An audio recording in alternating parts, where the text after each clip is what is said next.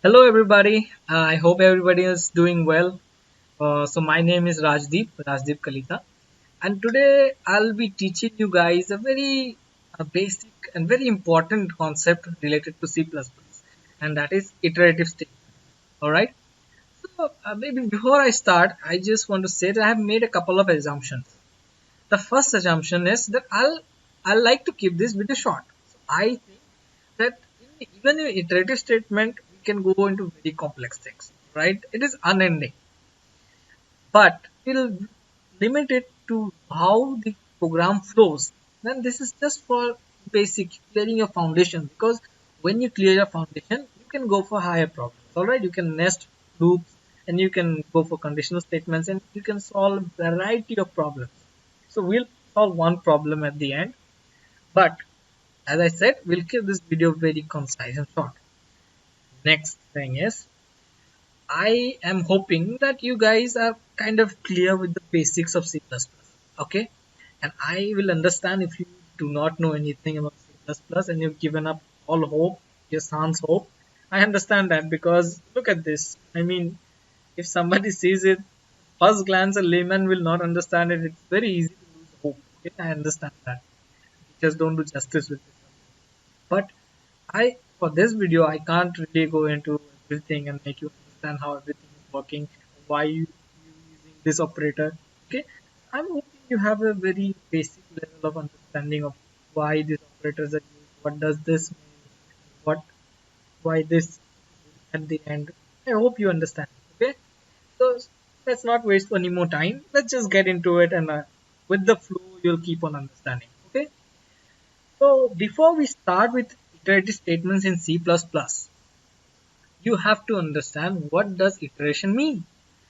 Iteration literally means repetition. Okay, to iterate something means to repeat something.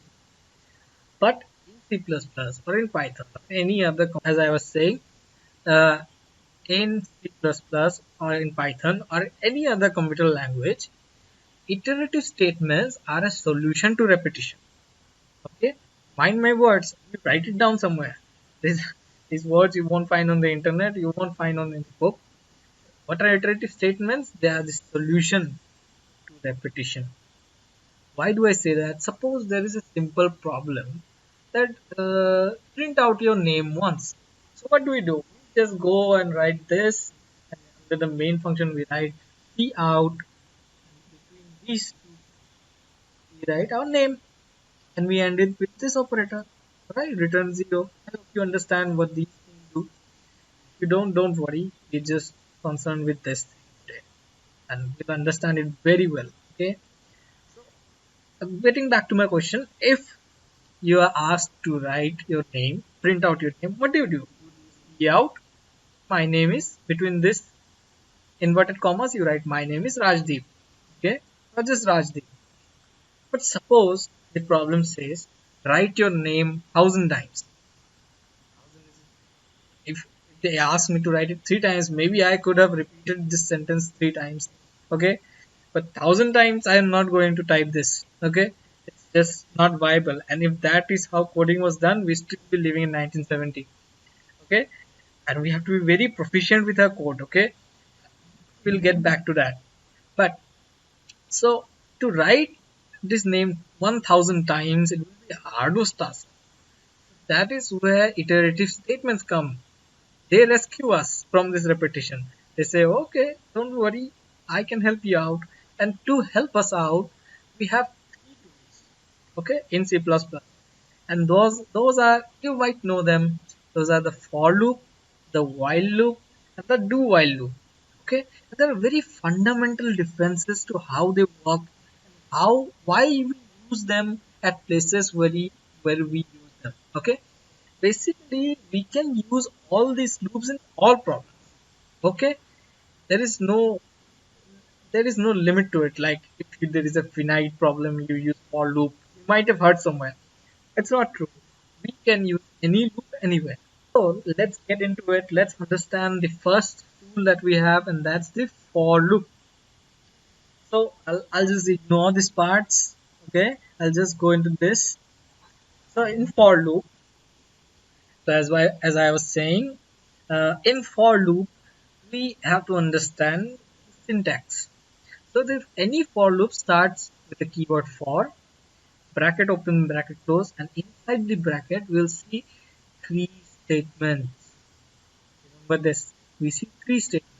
Alright, one statement, ending operator, another statement, ending operator, another statement. This statement is known as the initialization.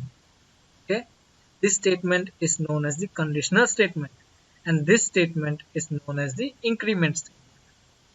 Now, you understand, I hope you understand what is int. Int means integer. What is float? Float means a decimal number. So what does this thing do? It is initializing x. Int x, as I was saying, this is known as the initialization statement. This is the conditional statement, and this is the increment statement. So integer x is equal to 0. We have initialized a variable. Okay, x is a variable. We have given it a value 0. X is equal to 0. We have given a value to x. Okay, and now let's get to the next statement. This is called the condition. Like in real life, we have conditions. If it is raining, I'll take an umbrella. If it is not raining, I'll not take an umbrella. If I'm hungry, I'll eat. If I'm not hungry, I'll not eat. Right? It's very simple. Similarly, in C++ or in computer science, we give a condition. Have to give a condition.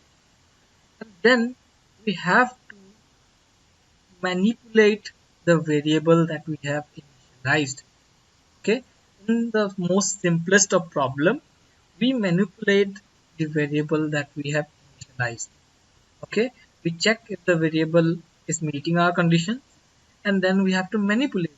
Here, what we are doing, we are taking x. Okay, we are taking x, adding 1 to it, and then we are saving it again to x. Okay, so what are we doing? We are taking x plus 1. Okay, whatever is coming out, whatever is the answer, we are saving it x again. I hope this is clear to you. This is what we are doing in this statement. So if x was 0, 0 plus 1, and x will become 1 again, right? Okay, so now that we have understood what these statements are exactly doing, okay, we know that this is the initialization, this is the conditional statement, and this is the increment. Now we'll understand the flow of for loop, and this is the most important part. I want you guys to like clear out your mind and like brainstorm. Okay, so because this is the most important part, we have to understand. To solve problems using iterative statement, you have to understand the flow of for loop. So let's get into it. So when you initialize a for loop, when you start a for loop, the processor or the interpreter, whatever it is going to see the initialization first. It is going to see this statement first. That x, oh, we have a variable now, x, and x is equal to 0. Okay, and then it is going to go to x, this conditional statement. Okay, so x is equal to 0, right? Now in the condition, what is it? What is the condition? That x should be less than 5. So is x less than 5? Yes, it is. X is 0. So x is less than 5. Yes, it is. So it will move into the body. Alright? It won't go into this statement. It will directly move into the body. And how do we write the body? We write it between two parentheses. Okay, whatever is between these two parentheses will be processed next, and it can have range of things and you can solve lots of problems with this. But basic thing is, for loop starts, you write the keyword for, give brackets, and you write these three statements here. Okay, then you write the body. Alright, but if this condition is met, then it goes into the body. Alright, after the body is processed, it goes back into the increment operator or either increment statement. Okay, I'm very sorry, it's not the operator. It can be an operator, but it is right now a statement. So first it will go into the initialization, then it will check if, okay, it will check if the condition is met. If the condition is met, it will flow into the body, it will process the body, and then it will go into the increment statement, alright, and then it will go again into the conditional statement. It won't go into initialization again. Why? How will it go into the initialization again? If it goes into the initialization again, x is equal to 0 will be the thing. Every time the loop is running, x will be 0. So how will the loop work? What is the meaning of the increment then? Okay. So you have to understand the flow. I'll repeat it again. Kind of completely दिमाग को खोल लो, एकदम दिमाग के अंदर घुस जाना चाहिए और फट के घुस के एकदम पूरा अंदर रह जाना चाहिए बात. समझ जाओ आप. सबसे पहले at first this integer will be initialized and then it will check the condition. If the condition is met, okay, so as I was saying, if the condition is met, then it will go into the body of the program or body of the loop. Then it will, excuse me, and then it will process the body, and after the body is processed, it will go into the increment expression, and after the increment expression is processed, it will go back into the for loop. It will ignore the initialization. So the initialization is only once. It will directly go into the condition again. So I hope you understand this. एकदम पूरा clear. अगर नहीं समझ में आया तो फिर से बैक करो वीडियो को और फिर से देखो. This is the flow of the for loop. This is how the for loop is working. Now let's understand with this simple example how this for loop is working. What will be the output of this loop? Okay. So int x is equal to 0. ठीक है, x को 0 बना दिया हम लोग ने. सबसे पहले एक इंटीजर है. This is an integer. Integer x is equal to 0. So is x less than 5? Yes, it is. You have to remember this. Okay, they are separated by this AND operator. X is less than 5. Yes, it is. So it will flow into the body. Now see out x. Now these are statements because these are between inverted commas. Okay, so this x won't print out the value of x. This x will print out x itself. Okay, the letter x itself. I hope this much is clear to you. X is this operator x. So this x will print out the value. So what is the value right now? Remember, the for loop, we haven't gone into the increment yet. So x is still 0. So x is 0. This will be the first output. Now after this is processed, it will go into the increment. So 0 plus 1 is equal to 1. So x is now 1. And remember, this is not working in the way it is written. I have written this way. This is how it is working. Alright. X plus 1 is equal to x. 0 plus 1. Whatever the value is being saved into this variable again. This variable is x. Okay. I hope this is clear to you. Not clear to you, just go with it for now. Later on we can have more videos. We can understand the very foundational basics of computer science and operators. Okay, but so x is now 1. It will go into the condition again. X is 1 now. So is 1 less than 5? Yes, it is. So it will go into the body again. So till when will it continue? Till the point when x is equal to 4. Alright. So at some moment this will be equal to 3. 3 plus 1 is equal to 4. 4 is less than 5. That's the last time that this will run. So our last output will be x is equal to 4. Okay. And after it is 4, it will go here. It will see 4 plus 1 is equal to 5. Is 5 less than 5? No, 5 is equal to 5. So it will not work. It will not go into the loop. So the last output for us will be x is ... 4. Okay. I hope it's very crystal clear to you the flow of the for loop. You have to, anything you understand in C++, you have to understand how it's flowing, because that is going to help you how to solve problems. Okay. So let's check the output. The master पढ़ाया तुमको सही पढ़ाया कि नहीं?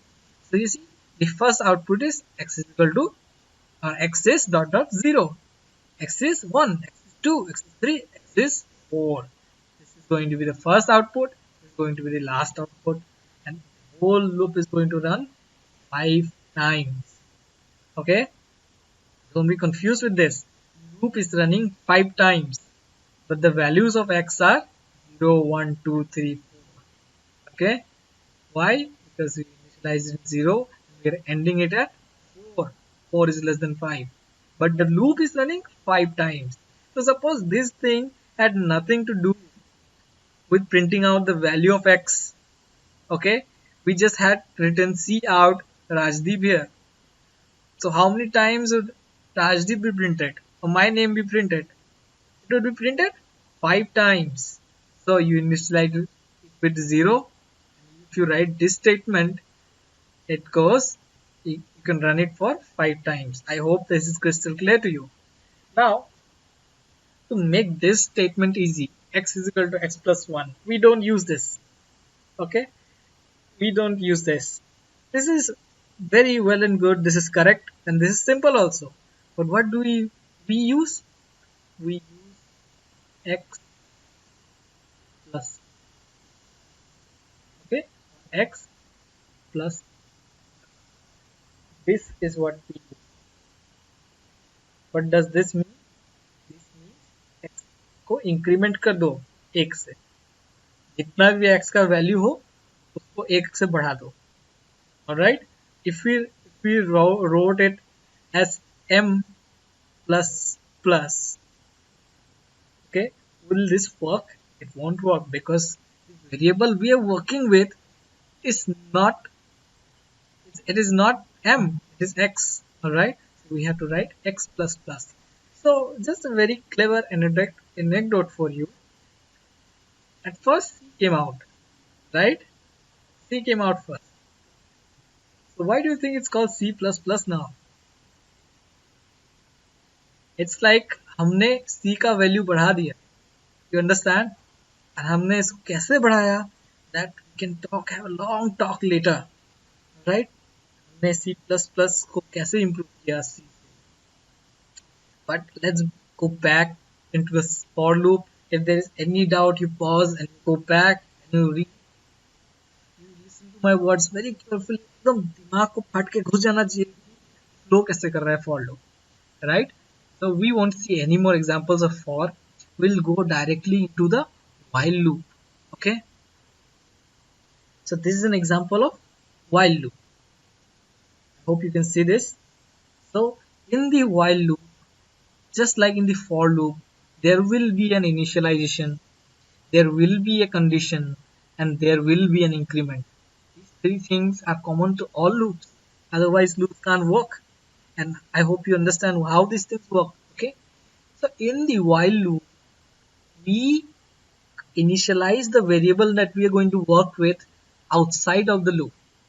Okay. You see, int x is equal to 0 is not inside the loop. It's not even inside the brackets. It is outside in the main program. I hope you understand. The variable that we are going to work with in while loop, we initialize it outside the main loop. Okay. So int x is equal to 0 इसको हमने बाहर ही initialize कर लिया. यहाँ while में सिर्फ एक ही statement होता है, वो होता है condition.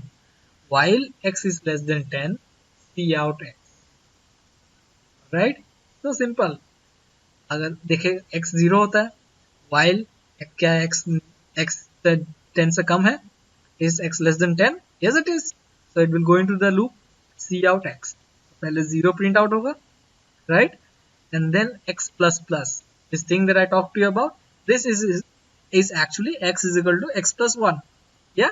You must know this, but I just made it clear for you guys. x plus plus. So x का वैल्यू अब क्या हो गया? 1. 0 था, 1 बढ़ गया, 1 हो गया. It will come back. Is 1 less than 10? Yes it is.